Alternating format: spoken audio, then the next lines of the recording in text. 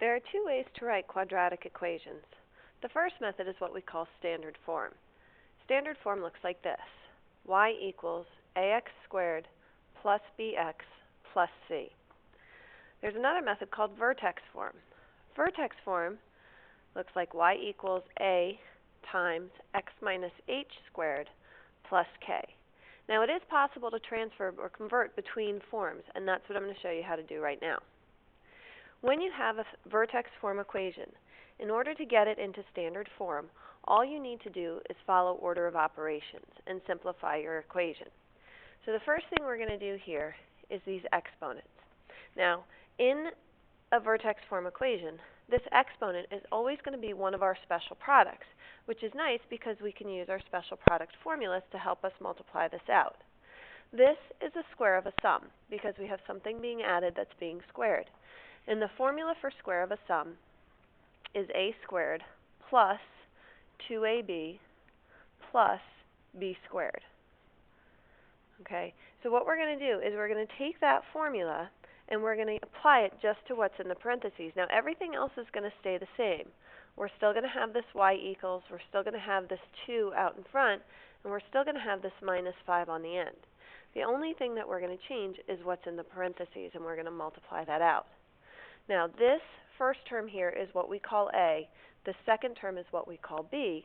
So when we do this a squared, what we're really doing is taking this x and doing x times x, which is x squared. Okay, my middle term is 2 times a times b. So that means I'm going to take a times b, which gives me 3x, and then multiply that by 2, which gives me 6x.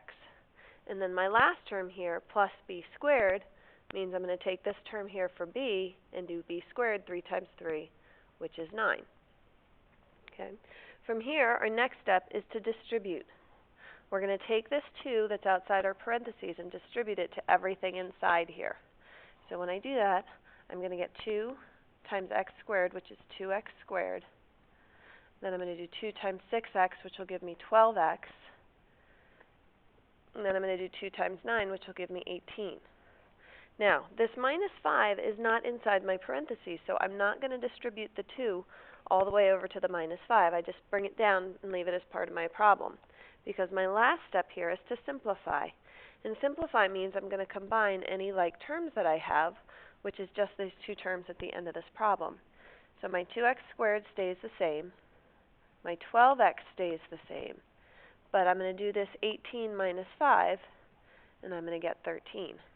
And that is my standard form. If we look at it, I'm going to put standard form right underneath it, and you can see how they look the same. This is my ax squared. Right here, that's my bx. And this 13, that's my c. Let's try one more. Okay, this one is the square of a difference. So when you look at this special product right here, we're squaring a subtraction problem. The square of a difference follows this pattern: a squared minus 2ab plus b squared. Okay, and again, in this problem, everything's going to start off staying the same. We still have this y equals, we still have this minus 3, and we still have this plus 6 on the end. The only thing I'm going to do is multiply out what I have in my parentheses here using my special product. So I've got a, and I've got b. So a squared is going to give me x squared minus 2ab. 2 times x times 2 gives me 4x, plus b squared is going to be plus 4. Then I'm going to distribute. So I'm going to take this negative 3 and distribute it, and that's going to give me negative 3x squared. And then I'm going to get positive 12x. And I'm going to get negative 12 here. And finally, there is nothing attached to this plus 6. It's not in those parentheses to be distributed to, so the plus 6 just is on the end there. And then I'm going to simplify. And I'm going to put these two things together, which will give me a final answer of y equals negative 3x squared plus 12x minus 6.